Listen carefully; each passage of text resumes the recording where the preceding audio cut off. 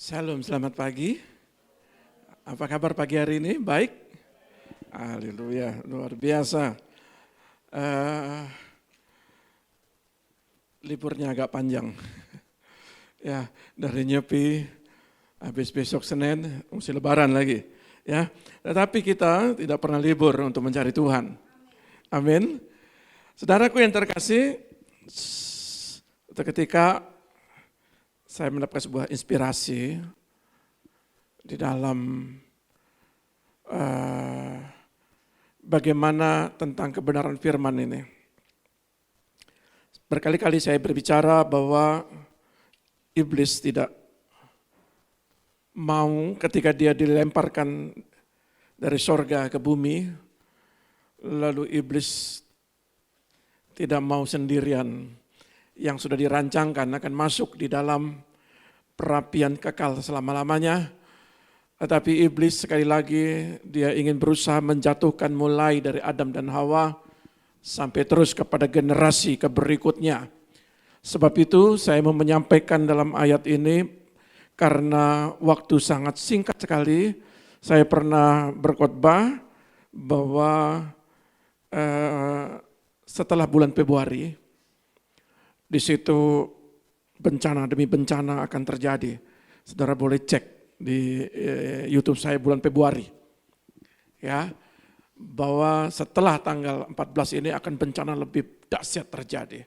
Dan apa yang terjadi kemarin ya kita melihat bagaimana Myanmar dan Thailand. Saya lihat gedung-gedung itu runtuh. Ya, tanah-tanah itu betul-betul terpecah, jalan-jalan bisa terpecah. Berapa jiwa itu mati sia-sia, dan sekali lagi apa yang Tuhan mau sampaikan di dalam ayat-ayat alam berbicara, Tuhan berbicara lewat alam, Tuhan juga berbicara lewat tanda-tanda, Tuhan berbicara juga lewat hamba-hambanya. Ya, lalu saya teringat ini masa-masa 7 hari sebelum pintu Bahtera ditutup. Ya. Lalu Nuh terus tidak kenal lelah menyampaikan pertobatan, ayo lakukan pertobatan. Terus diingatkan oleh Nuh. Maka Alkitab berkata seperti zaman Nuh akan terulang lagi pada masa kedatangan anak manusia. Dan lihat apa yang terjadi saat-saat ini. Dan kita perhatikan, sebab itu saya ingin menyampaikan kepada kita semua, mari dalam Mazmur 119 ayat 105, ini ayat familiar, firman-Mu menjadi pelita bagiku, terang bagi jalanku. Tapi di sini saya dalam terjemahan yang lain dikatakan, firman-Mu adalah lampu yang menerangi jalanku, supaya aku jangan jatuh. Kalahkan intimidasi iblis dalam pikiranmu. Saudara, saya ingin menyampaikan kepada kita semua, bagaimana cara kita mengalahkan iblis. Yosua dalam kitab Imam, dalam kitab Zakaria, ya, imam besar Yosua, di situ dia berhadapan dengan malaikat Tuhan, di sebelah kanannya itu intimidasi iblis, ingin menjatuhkan dia. Maka Tuhan berbicara kepada imam Yosua, supaya dia mengganti daripada jubahnya. Dalam kitab Wahyu juga dijelaskan bagaimana iblis mendakwa kita siang dan malam. Bagaimana juga dalam kitab Wahyu bahwa buah ara, ya, pohon ara itu digoncangkan dan buahnya yang mentah itu berguguran. Saya ingin berbicara bahwa jangan heran anak-anak Tuhan, para pelayan-pelayan Tuhan, kalau tidak hati-hati akan berguguran. Anak-anak Tuhan dan pelayan-pelayan Tuhan, kalau tidak hati-hati, hamba-hamba Tuhan, kalau tidak hati-hati akan berguguran oleh situasi dan keadaan. Makanya saya mendapat sebuah pewahyuan, kalahkan intimidasi iblis mulai dari pikiran dulu. Karena dari pikiran itu, apa yang baik dan yang buruk itu dicerna, dan itu masuk ke dalam hati, dan itu akan ditindaklanjuti atau tidak ditindaklanjuti. Dari pikiran dulu, apa dari mata dulu? Makanya kita lihat firman-Nya. Dari mata timbul di pikiran, dari pikiran timbul di hati, dari hati itu akan berbuah. Dan berbuahnya tindakan nyata dari apa yang kita pikirkan dan apa yang ada di hati. Sebab itu iblis menyerang pikiran manusia dengan cara menyesatkan, merusak, membohongi. Ayat ini dikatakan dalam 2 Korintus 11 ayat 3. Mari kita buka dulu. Apa yang Rasul Paulus sampaikan? 2 Korintus 11 ayat 3, demikian bunyi firman Tuhan. Tetapi aku takut kalau pikiran kamu disesatkan dari kesetiaan kamu yang sejati kepada Kristus, sama seperti Hawa diperdayakan oleh ular itu dengan kelicikannya. Apa yang dimaksud dengan ayat ini? Ya, Rasul Paulus katakan, aku takut kepada jemaat Korintus. Jemaat Korintus ini adalah jemaat the best. Jemaat yang benar-benar mengalami sebuah istilahnya mempraktekkan bagaimana mukjizat-mukjizat di situ terjadi. Tetapi Rasul Paulus katakan, aku takut kalau pikiran kamu disesatkan dari kesetiaan kamu yang sejati, yang murni, kesetiaan yang sejati. Ya, saya tetap berusaha sebagai hamba Allah. Lalu saya berpikir begini, iya ya Nuh ya, 120 tahun khotbah, hanya 8 orang yang selamat. Saya bisa rasakan bagaimana Nuh di tengah-tengah keletihannya, mungkin dia berkata-kata, kenapa yang tidak mau masuk bahtera ya?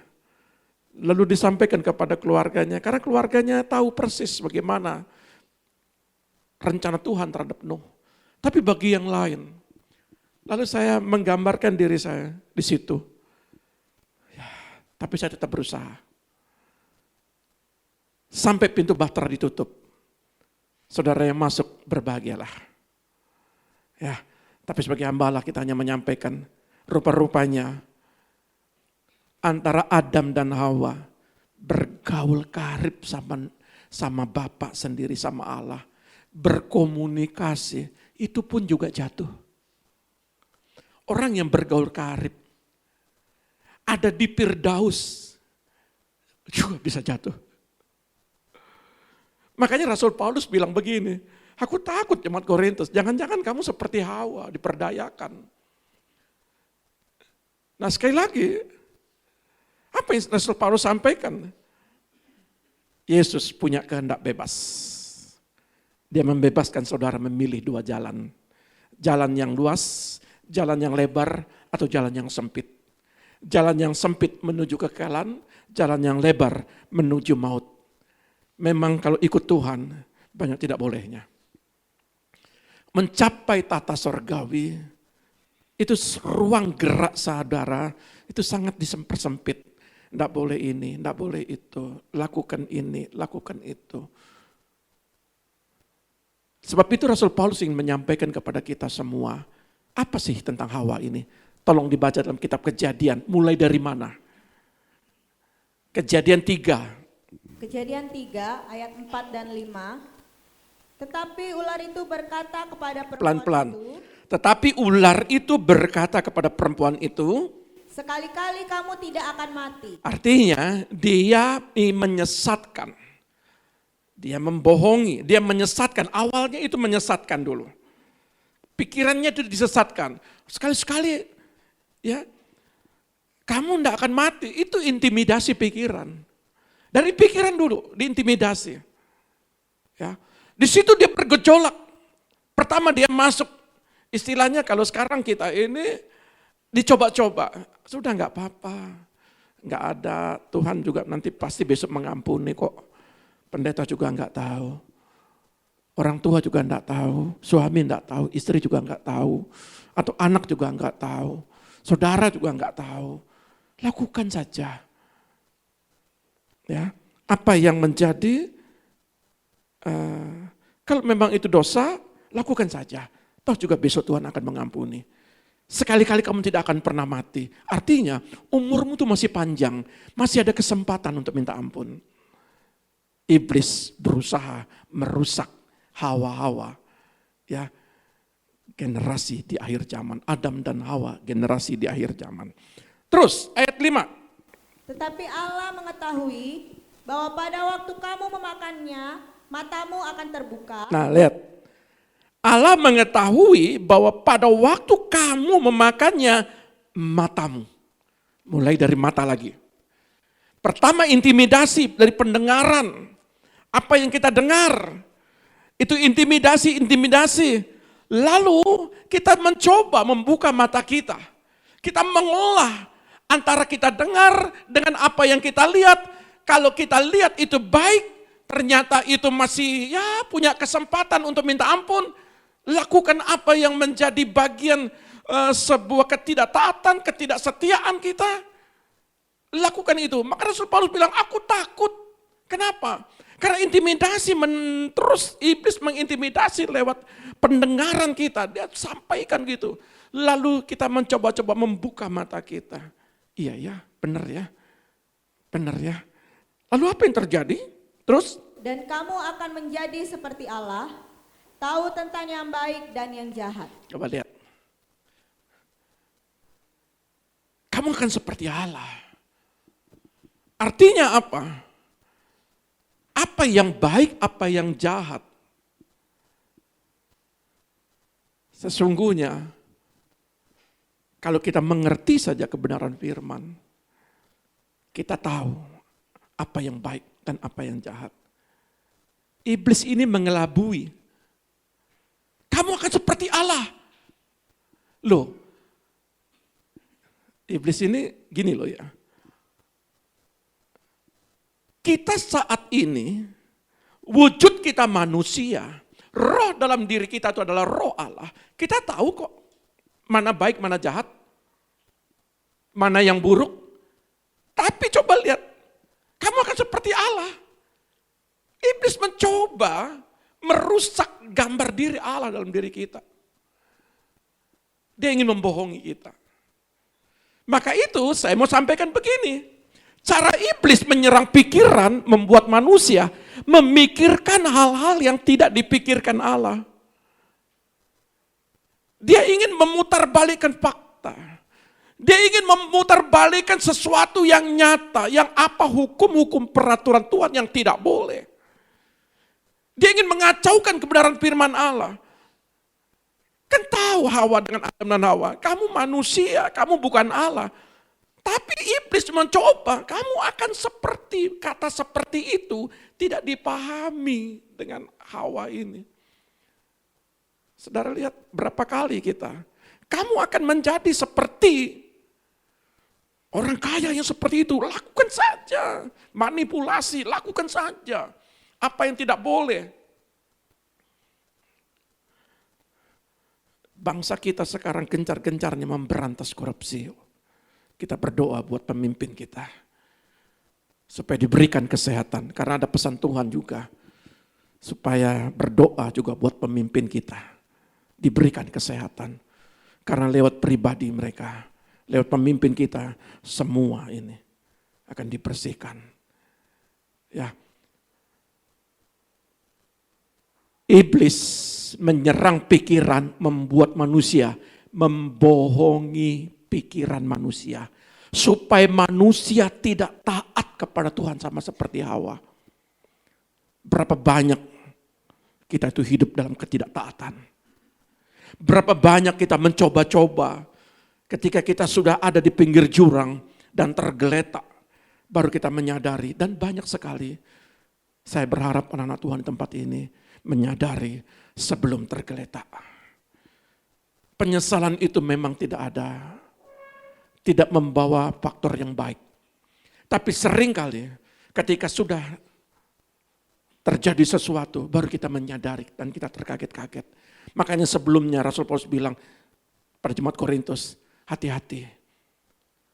Dampak daripada kesalahan, daripada Hawa, dia diusir keluar dari Firdaus. Dampak daripada kesalahan saudara, saudara tidak akan pernah menikmati janji-janji Tuhan. Kami sebagai hamba Allah hanya berkata, udah gak apa-apa. Om minta ampun. Minta ampun. Jangan lakukan lagi. Pasti Tuhan akan mengampunimu. Kamu berjalan dengan hal yang kebenaran. Betul, saya ingatkan lagi. Daud itu diampuni. Daud diampuni. Tapi pedang tidak akan pernah beranjak daripada dia. Apa yang kita lakukan harus kita bayar. Harus dibayar. Dosa diampuni. Tapi apa yang kita lakukan, karena ada firman yang tidak boleh ditabrak. Apa yang kau tabur, itu juga yang kau tuai. Tuhan ampuni, hari ini juga Tuhan ampuni. Ampuni. Tapi dampak daripada kesalahan Daud, kesalahan Hawa, itu berdampak sampai hari ini. Coba lihat dampak daripada Adam dan Hawa. Abraham ada dampaknya juga. Diambil Hagar, itu dampak. Dampak daripada anak-anak Yakub, apa yang terjadi? Generasi Yehuda, coba lihat. Anak yang paling besar juga. Itu dampak semua. Tapi janji Tuhan terjadi ketika kita menyadari. Kita dipulihkan. Maka ketika kita dipulihkan, setelah kita membayar apa yang kita lakukan, maka Tuhan kembalikan itu semua. Apa contohnya? Bangsa Israel. Setelah keluar dari Mesir, di situ Tuhan suruh Musa belah lautan. Apa sih tidak Tuhan yang tolong tentang 10 tulah ini supaya dia dibawa keluar? Masih terus dia lakukan dosa. Dibawa lagi sampai di padang gurun, dibawa lagi. Sudah bertobat, oke selesai padang gurun 40 tahun, oke kamu masuk tanah perjanjian. Buat salah lagi di situ, masuk lagi di pembuangan 70 tahun. Lebih parah lagi. Makanya saya mau bilang, sebelum saudara melakukan segala sesuatu yang melukai hati Tuhan, pikir baik-baik. Karena dampak ini dari orang tua. Saya berkata bukan kita menyalahkan orang tua. Kalau kita menyalahkan orang tua berarti kita nyalahkan Abraham. Kalau kita dari orang tua kita nyalahkan Adam dan Hawa. Kita tidak boleh menyalahkan apa yang di atas kita, orang tua kita, nenek kita, keturunan kita. Itu memang semua itu dampak terus. Makanya kalau hati-hati sekali kalau orang tua jatuh di dalam hal ketidakkudusan, itu kan dampaknya akan terus kepada anak-anak. Ini Daud itu dampaknya besar. Coba cek di Alkitab. Absalom, semua itu jatuh semua itu. Makanya sebelum berpikir matang-matang, pikir dulu. Sebelum melakukan tuh pikir dulu. Karena dampakmu bukan kepada dirimu. Karena engkau lihat juga ada anakmu. Engkau lihat juga cucumu. Saya bagikan firman ini. Tapi bagaimana cara kita memutuskannya, maka saudara harus membangun hubungan dengan Tuhan. Itu terputus. Siapa contohnya? Yosafat. Siapa contohnya? Di situ ada Yosia. Dia memulihkan dirinya, dia membangun hubungan. Daud hanya 1 minggu saja, Tuhan katakan, Daud itu engkau. Ada lembu orang kaya, banyak lembunya, ada lembu orang miskin. Itu hanya 1, lalu diambil untuk dipestakan. Jahat sekali itu orang. Ya itu kamu Daud. Dia punya istri cuma satu-satunya. Kamu suruh Uria, suruh maju ke depan. Sampai dia mati. Lalu kamu ambil istrinya, kamu jahat Daud. Mulai saat ini, sampai hari ini perang terus terjadi. Karena perbuatan Daud. Pedang tidak akan pernah beranjak. Sampai hari ini perang terus. Itu karena Daud. Dosa Daud. Tapi Daud Tuhan ampuni. Dalam Alkitab ini. Tapi saya mau sampaikan kepada kita semua. Hawa itu bukan sekedar dosa apa yang dia lakukan. Dia merusak gambar dirinya. Nah, saudara lihat bagaimana sikap kita sebagai orang yang percaya kepada Kristus. Apa yang harus kita lakukan? Pertama, lakukan firman Tuhan dalam hidupmu. Mazmur 119 ayat 105, tolong dibagikan. Mazmur 119. Ini familiar. Ayat 105, Firman-Mu itu pelita bagi kakiku dan terang bagi jalanku. Nah, firman-Mu pelita bagi kakiku, terang bagi jalan. Artinya, kalau mau mengubah mata daripada Hawa ini, dia harus dekat dengan firman. Intimidasi iblis tidak akan pernah terjadi kalau firman Allah itu menjadi sandaranmu. Makanya saya mau sampaikan begini, firman-Mu dalam firman Allah yang hidup adalah lampu yang menerangi jalanku supaya aku jangan jatuh. Bagaimana supaya saudara jangan jatuh? Maka saya mendapatkan sebuah pewahyuan begini, baca firman menjadi gaya hidup, berkomitmen di situ. Niatin saudara baca firman. Jadikan habit untuk baca firman. Supaya apa? Firman ini menjadi dasar. Iblis cari kelemahan. Kalau Adam dan Hawa, kalau iblis menggoda Adam, mungkin bisa-bisa tidak terjadi sesuatu. Tapi dia menggoda Hawa. Hawa itu dia pakai perasaan. Perempuan itu perasaannya kuat. Kalau orang laki itu logika. Ya, coba anakmu kalau disentuh. Oh, ibu-ibu itu kalau bapak-bapaknya ya sudahlah. Tapi kalau ibu-ibu enggak. Dalam. Makanya kalau mau mengambil hati sebuah keluarga, ambil anaknya. Saya itu makanya kalau lihat anak-anak kecil itu saya senang gendong. Kenapa? Karena saya ingin mengambil hati mereka. Ya, jadi saudara lihat bagaimana firman itu menjadi gaya hidup. Yang kedua adalah merenungkan, tahu apa yang baik dan buruk. Kalau saudara tahu dengan firman apa yang baik dan buruk, kalau saudara baca firman, maka ketika saudara merenungkan, tahu apa hukum-hukum Tuhan, tahu apa peraturan-peraturannya, tahu apa yang baik dan buruknya.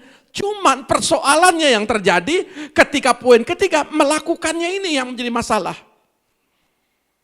Sama seperti Hawa, dia tahu bergaul karib dengan Tuhan. Tapi kadang lihat dia melakukan, sebenarnya dia tahu ini tidak boleh, sudah dikasih tahu. Firman Allah sudah menyampaikan semua boleh kamu makan, cuma yang satu itu tidak boleh kamu makan. Dia tahu apa yang baik dan buruk. Tapi pada saat melakukan, ketika dia buat keputusan saat dosa itu menggoda. Makanya begini, saya dapat sebuah pemahaman begini. Ini contoh.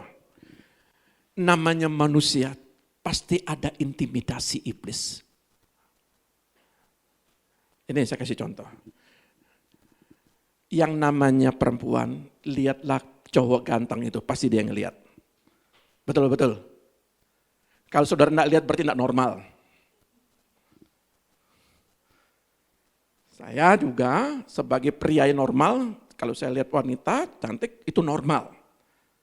Tapi iblis itu berusaha menggoda. Makanya dalam pikiran langsung intimidasi. Tidak, saya dikuduskan, saya mau disucikan. Itu potong langsung di pikiran. Kalau saudara melihat segala sesuatu, apapun itu, yang bukan menjadi hakmu, hal keuangan, itu potong di pikiran. Tidak, itu bukan punya saya. Saya harus jujur. Ini di sini di pikiran ini.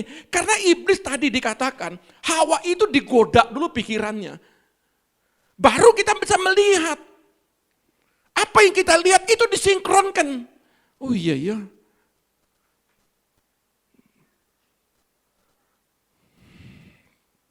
Cobalah. Kalau saudara ingin ada godaan dosa, dari pikiran ini, saudara lihat memandang. Dari memandang masuk di hati. Tunggu kapan saat saudara lemah. Kapan Hawa tidak ada Adam. Kapan Hawa itu dalam posisi lemah. Kapan saudara, kalau saudara lagi doa puasa, iblis itu malas ganggu saudara. Ada di lingkungan hamba Tuhan itu, saudara iblis malas ganggu saudara. Karena ketika saudara lihat aneh-aneh, maka diingatkan. Tapi saat saudara lemah, Ketika saudara ada di luar komunitas orang-orang yang menguatkan saudara. Tidak ada orang tua yang menasihati saudara. Saudara mencoba-coba di situ. Tidak ada mungkin di situ, ya. Saudara lihat, iblis tahu kapan saatnya. Dia ingin menyerang saudara. Merusak, membohongi saudara. Dan dampaknya janji Tuhan kita sendiri yang buat. Makanya buat keputusan saat dosa menggoda di pikiran. Dosa apa sih yang kita mau lakukan? Ayo. Mohon maaf kata, supaya karena saya mau bilang tahun ini tahun masa sulit loh ya. Saudara hati-hati sekali menggunakan keuangan. Hati-hati sekali. Jangan melihat hal-hal yang nanti bisa ini. Nanti ini bisa. Dari sini sumbernya, dari sini sumbernya, dari sini sumbernya. Kalau sumber-sumber tertutup. Karena ini global. Contoh. Sekarang Myanmar sama Thailand, apa enggak goyang ekonomi? Ayo. Kita pernah COVID loh. 19 loh, pernah COVID loh. Apa enggak goyah ekonomi? Tambah lagi gempa, tambah lagi perang. Ayo. Jadi iblis, jadi begini. Ketika ada godaan saudara mau jadi kaya. Kalau ada godaan loh ya. Kalau memang itu jalan yang enggak benar, jangan. Jangan. Ketika saudara pingin punya sesuatu, saya harap kalau tahun-tahun kemarin is okay. Tapi untuk tahun-tahun ini ke depan, direm. Hati-hati. Ya, bukan saya aja saya yang ngomong, udah banyak orang, banyak pendeta sudah bicara. Dan terbukti sekarang. Ya, kita tarik benang merahnya. Karena Tuhan juga berbicara lewat alam, Tuhan berbicara lewat hamba-hambanya. Tapi kalau saudara sudah yang terlanjur, mari minta kemurahan hati Tuhan untuk menyelesaikan segala sesuatu. Itu kalau dalam hal keuangan. Iblis berusaha merusak rumah tangga. Otoritas suami bagaimana itu dihancurkan.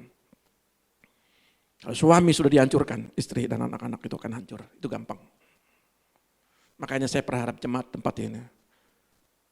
Saudara yang kuat, ibu-ibu sebagai pendoa, masuk dalam dimensi doa. Kita sudah masuk dalam dimensi doa, ini puasa 40 hari yang kedua. Kita masuk. Tujuannya apa? Hanya berdoa. Saya sudah bilang, saya sudah tidak punya kekuatan untuk menasihati jemaat, menasihati orang. Saya sudah tidak punya kekuatan. Hanya minta Tuhan, Tuhan tolong berikan kemurahan hatimu Bapa. Anugerahmu Tuhan. Untuk mereka bisa hidup bagaimana yang Tuhan Engkau mau.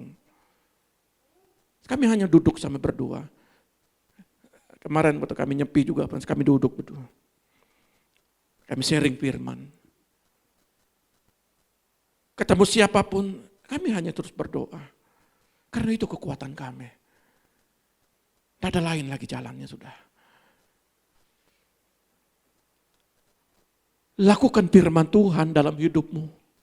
Jadi kalau saudara baca firman, renungkan firman, lakukan dulu firman itu. Jangan jadi model untuk membagikan. Lakukan dulu firmanmu. Makanya saya kalau di Komsel, kenapa saya agak tegas? Makanya saya bilang tuh, kalau di jam pagi itu kan firmannya tajam-tajam kan. Ya, doa pagi. Kenapa? Karena saya mau bilang begini, kalau saudara dengar firman, lakukan dulu firman. Kalau kesaksian itu hanya di mulut. Tapi kalau kelak saudara lakukan apa yang menjadi hidup model saudara dalam hidup saudara. Nanti kita lihat ayatnya. Dalam kitab 1 ini saja, poin 1 saja, firmanmu adalah lampu yang terang jalanku supaya aku jangan jatuh. Yang kedua, jangan biarkan hati nurani tumpul. Coba lihat Amsal 20 ayat 27-28. Coba lihat. Semakin dalam kita menjelaskan. Amsal 20 ayat 27 dan 28. Roh manusia adalah pelita Tuhan yang menyelidiki seluruh lubuk hatinya. Kasih dan setia melindungi raja dan dengan kasih ia menopang tahtanya. Saudara lihat, saya bagi dalam 2 terjemahan. Dalam terjemahan pertama, terjemahan baru, roh manusia adalah pelita Tuhan yang menyelidiki seluruh lubuk hatinya. Dan lihat, jadi roh kata pelita itu, firman-Mu menjadi pelita bagi kakiku, terang bagi jalanku. Dan lihat, bagaimana supaya pelita itu tetap menyala. Saya nggak ngebahas tentang ruang Maha Kudus, kemah suci, ya. Tapi saudara lihat, bagaimana pelita Tuhan itu pertama roh manusia itu harus diperbaharui. Ya. Saudara mengalami Tuhan di sini. Karena apa? Ketika Tuhan itu di dalam pribadi Tuhan itu ingin menyelidiki segala sesuatu dalam pribadi kita, dalam kedalaman kita. Dia menyelidiki seluruh isi hati kita. Apa yang tersembunyi, niatmu hari ini pada saat engkau duduk pun, dia selidiki apa sebenarnya dalam dirimu. Dan terkadang pesan-pesan Tuhan sudah sampaikan. Sebelum terjadi sesuatu, Tuhan kasih tahu begini. Dan dia menyelidiki. Makanya kata 28, tolong dalam terjemahan baru. Ayat 20. Kasih dan setia. Kasih dan setia melindungi raja, dan dengan kasih ia menopang tahta. Dan lihat, ya. Ketika pelita itu menjadi, firman-Mu menjadi pelita bagi kakiku, terang bagi jalanku, begini.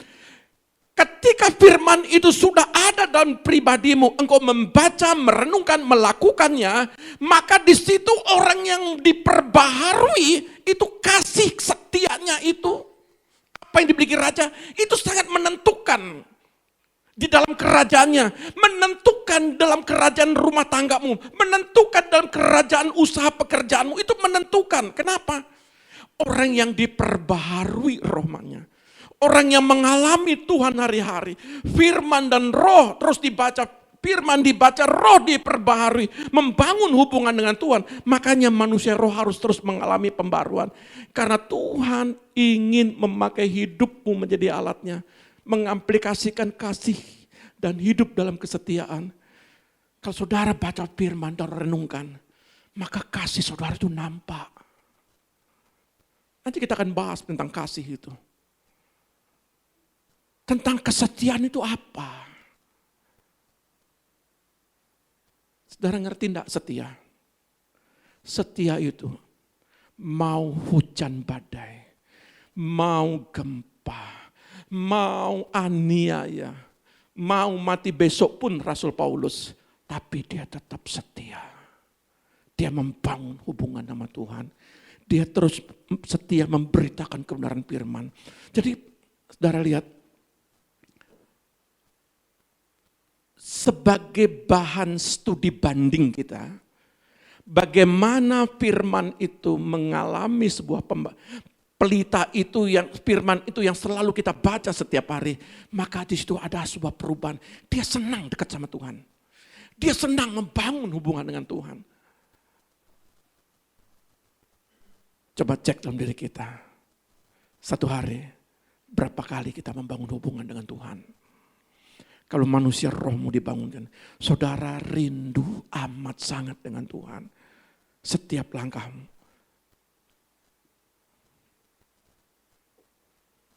Kasih hidup dalam kesetiaan.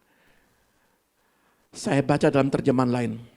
Hati nurani manusia merupakan alat Tuhan untuk mengungkapkan maksud-maksud manusia yang tersembunyi. Maka saya bilang begini, Tuhan selalu berbicara di hati nurani dan terus mengingatkan kita bahwa Dia punya rencana besar dalam hidup kita. Jemaat di tempat ini, Tuhan punya rencana besar. Tidak ada yang kecil. Tuhan punya rencana besar terhadap anak-anakmu. Tuhan punya rencana besar terhadap istrimu, terhadap suamimu, terhadap dirimu sendiri. Maka Roh Kudus ingatkan, nak, kamu tuh berharga. Kalau engkau dihina, aku enggak pernah menghinamu. Maka yang waktu kemarin kita sharing pagi sekali, orang sibuk cari makanan, kita sibuk dengan firman Tuhan. Ada firman ya dari satu anak Tuhan. Berharga, kok berharga ya. Apa kemarin tuh? yang bodoh bagi dunia? Hah? Ya, itu dipilih. Coba baca ayatnya Angel, coba. Apa ayatnya? Saudara tahu, lihat ini. Tidak tersirat dengan ayat itu. Coba saya baca ya.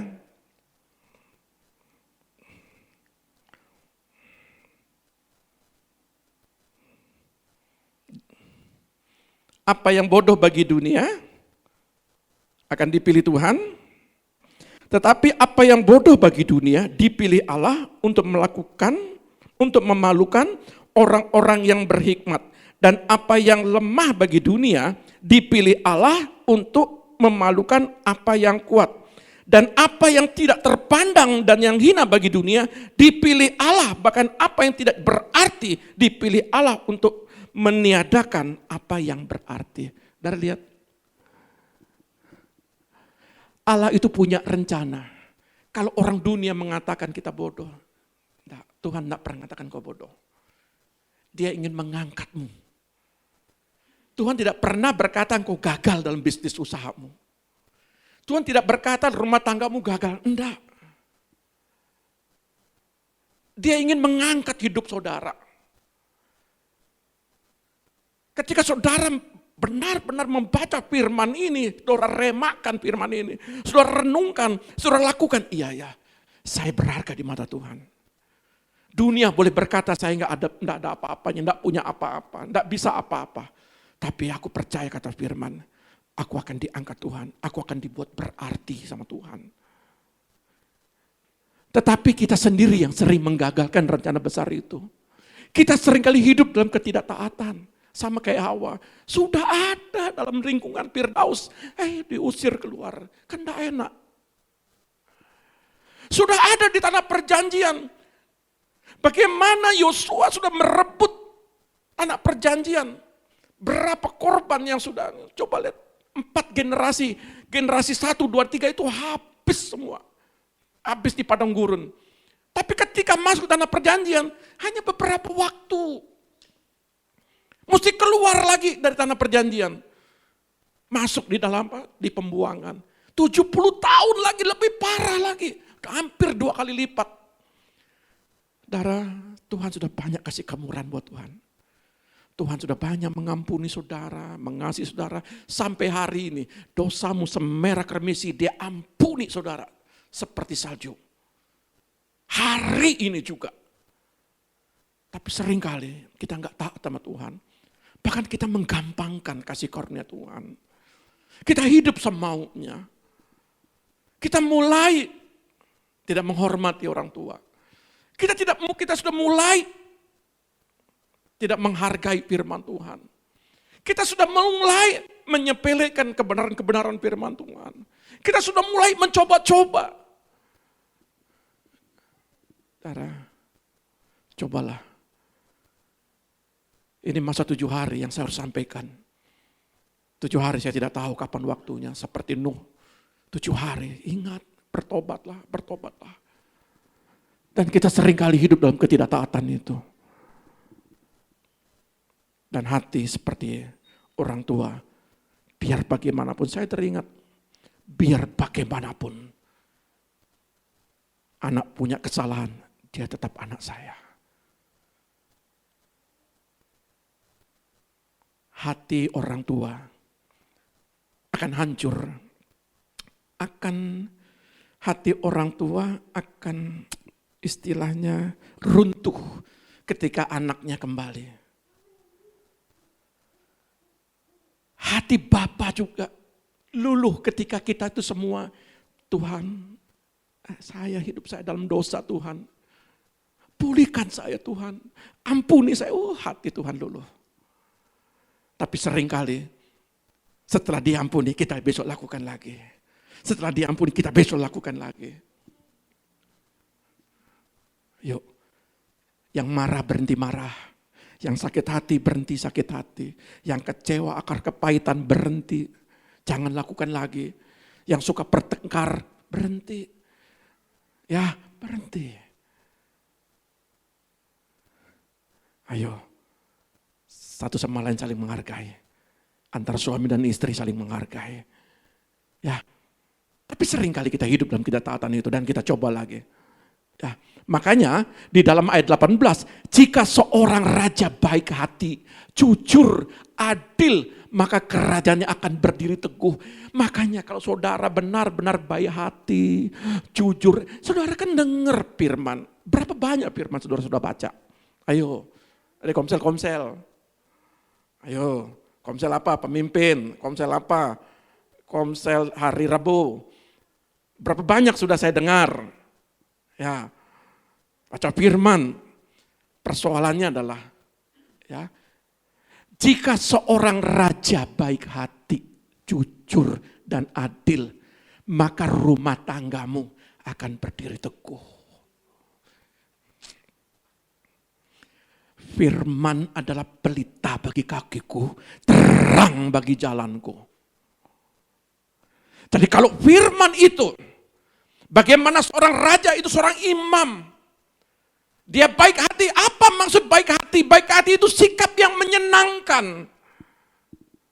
Coba saudara lihat, apakah suami-suami menyenangkan istrinya, sikapnya? Apakah istri-istri menyenangkan sikap suaminya? Apakah anak-anak menyenangkan sikapnya pada orang tua? Ayo, kalau hari ini tidak ada, kau rubah. Miliki sikap yang menyenangkan sama tetanggamu. Miliki sikap menyenangkan kepada bosmu, kepada karyawanmu, kepada teman bisnismu, teman pelayananmu, sesama hamba Allah. Miliki sikap menyenangkan. Suka memberikan perhatian. Ayo, kami kemarin sharing firman Tuhan. Bagaimana sih arti perhatian itu? Memperhatikan atau bermurah hati itu bagaimana?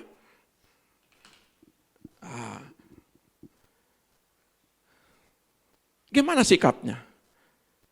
Bagaimana ada belas kasihan? Bagaimana itu tidak hitung-hitungan? Saya kasih contoh kecil ya. Pak saudara praktekkan. Ada anak muda, tidak punya rancangan, kita mau ajak dia.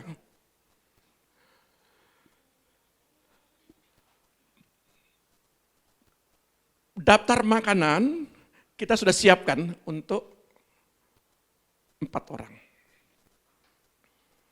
Tapi karena ada satu mau ikut, belakangan malam datang. Waduh, ini mesti ada tambahan lagi makanan ini. Jadi kita malam-malam itu mesti keluar, itu sudah dipalang malam-malam sudah dipalang. Hai kita keluar ke Indomaret, cari apa? Cari mie, cari beras. Saudara lihat, karena kita tahu, kalau orang yang bermurah hati, yang tidak hitung-hitungan, maka dia tahu apa kebutuhan orang itu. Ya, kita tahu kebutuhannya orang. Makanya pada saat itu saya bilang, menu makanan kami, bahasanya kemarinnya, menu makanan kami itu cukup untuk kami berempat. Tapi karena kamu datang, akhirnya kita mesti beli lagi. Jadi kita tahu porsinya anak ini. Jadi saya nggak usah sebut ini anak. Kita tahu porsinya ini anak. Saudara lihat, itu hal yang paling terkecil. Pada waktu kita planning penjara, kita tahu di penjara itu 125 orang. Kita tahu porsinya. Karena terlalu banyak, kasih nasi sedikit. Pada waktu itu ibu bilang, Pak itu terlalu sedikit itu nasinya. Kasih penuh diinjak lagi. Jadi padat. Gak bisa begini nasinya. Ikannya jangan sedikit, kasih yang banyak. Makanya kalau kita pelayanan di penjara, kita tahu. Artinya apa? Kalau orang yang punya kerendahan, kalau orang yang punya kemurahan hati, orang yang punya belas kasihan, orang yang tidak hitung-hitungan, yang baik hati, masalah hal yang sepele, yang paling terkecil saja. Maka kita akan terus memberikan sebuah bantuan untuk menolong. Dan seringkali kita di sini cuek. Yesus bilang begini, Rabi, bila mana engkau lapar, bila mana engkau haus, telanjang, sakit, gak punya pakaian, gak punya rumah, Yesus bilang, perhatikan orang yang paling menderita ini. Dan saya mau ajarkan kepada jemaat Tuhan tempat ini. Ayo bermurah hatilah. Taburkan kebaikan kepada orang lain. Taburkan itu. Lakukanlah kebaikan. Karena belas kasih, Yesus punya belas kasih. Dia menyembuhkan, memberi makan 5.000 orang, menyembuhkan yang buta, membangkitkan yang mati, yang lumpuh berjalan. Tiba-tiba dia melihat dalam satu hari itu, dia ditendang, diludah, bahkan dicambuk, bahkan disalibkan. Yesus karena belas kasihannya, aku mati di kayu salib untuk kalian. Ampunilah Bapa kesalahan mereka yang tidak tahu apa-apa. Belas kasihan Tuhan. Itu nyata. Orang yang pendarahan, 12 tahun pendarahan, dia kuasa yang terlepas. Mukjizat terjadi. Orang kusta, saudara lihat ada ayatnya dalam kitab Lukas. Kalau orang kusta siapapun yang menyentuh, maka dia harus istilahnya mentahirkan dirinya selama 1 minggu. Tidak boleh ketemu siapa-siapa. Tapi Yesus bukan sekedar jamah. Kalau kita mendoa orang lain, lihat kalau di bangsal-bangsal, kalau saya pernah pelayanan itu kalau sudah di bangsal A, B yang saya tidak sebut nama bangsalnya, itu bisa ada 12 orang. Kalau di 12 orang itu ada yang kecelakaan, itu ada boroknya atau apa. Kadang-kadang baunya menyengat. Kita masuk ke situ. Yesus jamah itu, belas kasihannya. Dia jamah, dia sentuh orang kusta. Orang kusta itu menular. Kalau menyentuh itu berbahaya, tetapi Yesus menjamah. Ayo. Ketika orang sakit, adakah kita di situ?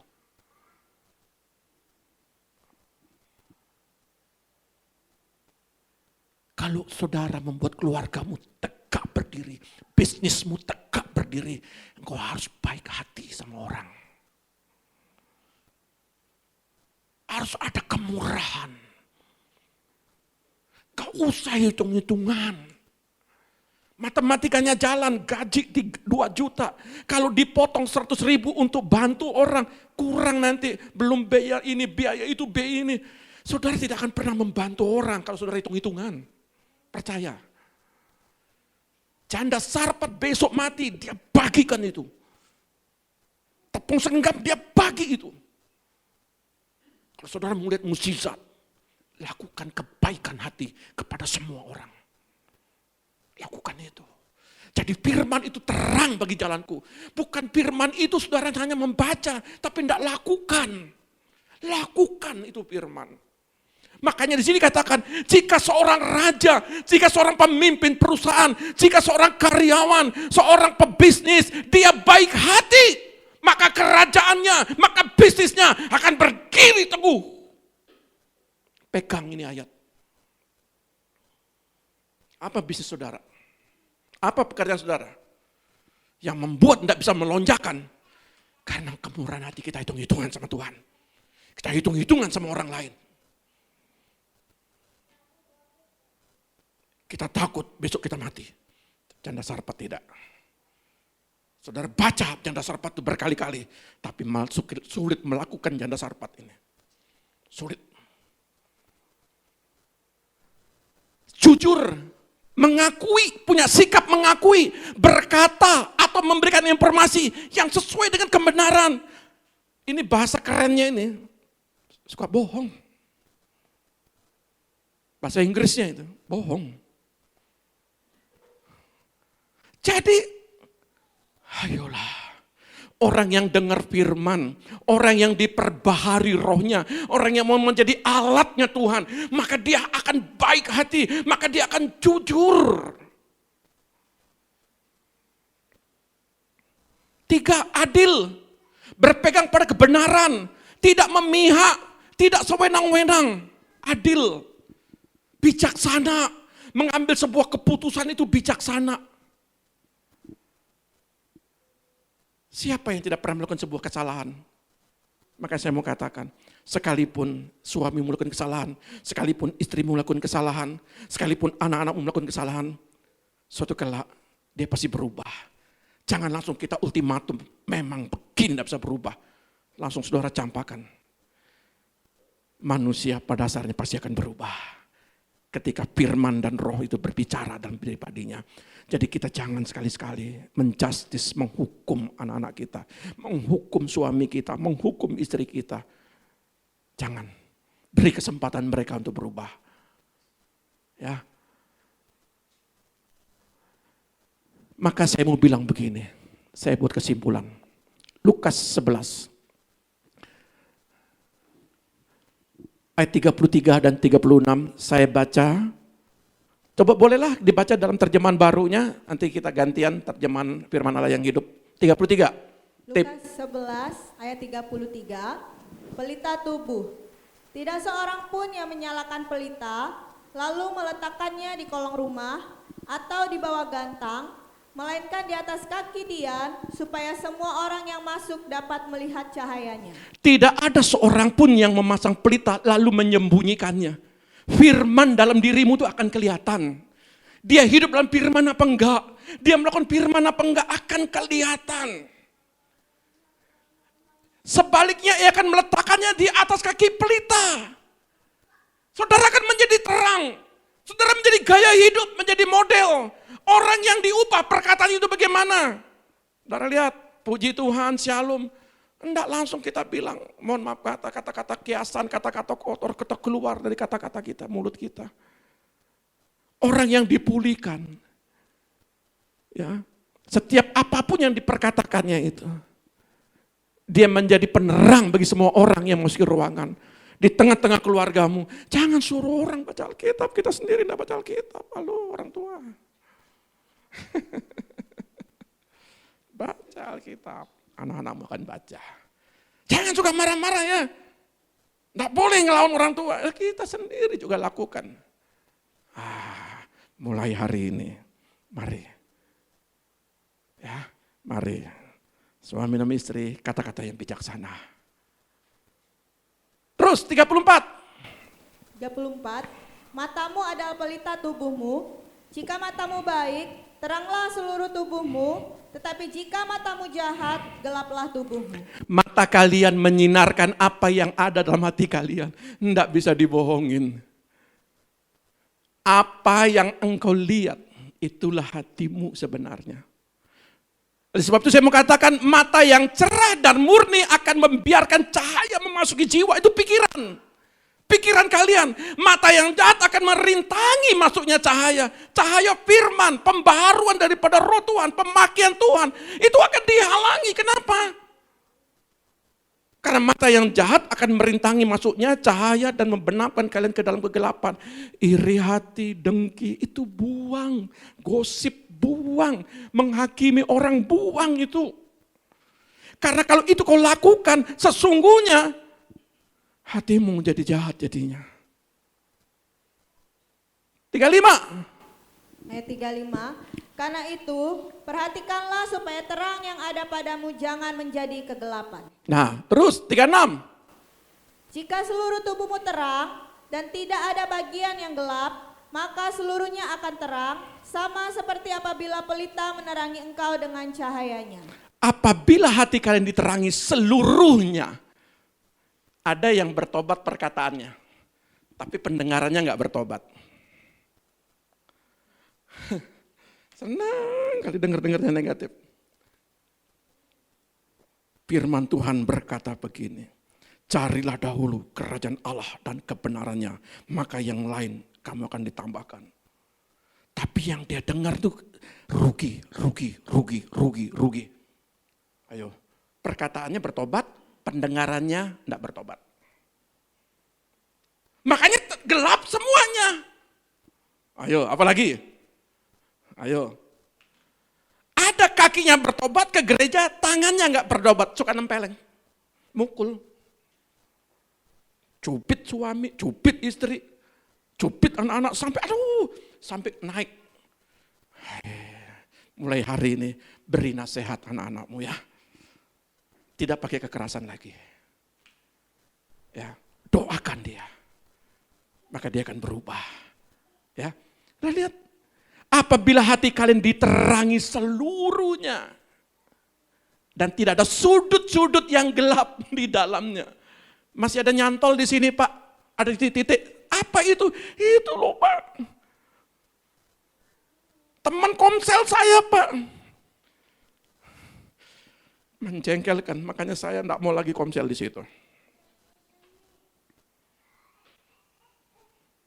Ya, saya nggak mau lagi di situ. Dari apa yang terjadi? Satu titik itu mengkamirkan semua. Makanya ada firman bilang, adonan itu bisa, ragi yang salah itu bisa merusak adonan.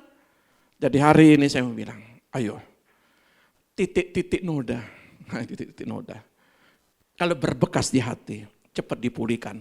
Karena itu akan menggelapkan seluruh tubuhmu. Jadi kalau di hatimu harus dibereskan hari ini, bereskan. Masih ada yang suka marah? Enggak ada, puji Tuhan. Puji Tuhan, enggak ada. Masih ada yang sakit hati? Angkat tangan. Tidak ada lagi. Sudah, puji Tuhan. Ya. Masih ada yang bohong? Tolong angkat tangan. Ketawa. Enggak angkat tangan tapi ketawa. Ya, sudahlah, beda-beda tipis. Tuhan Yesus memberkati kita.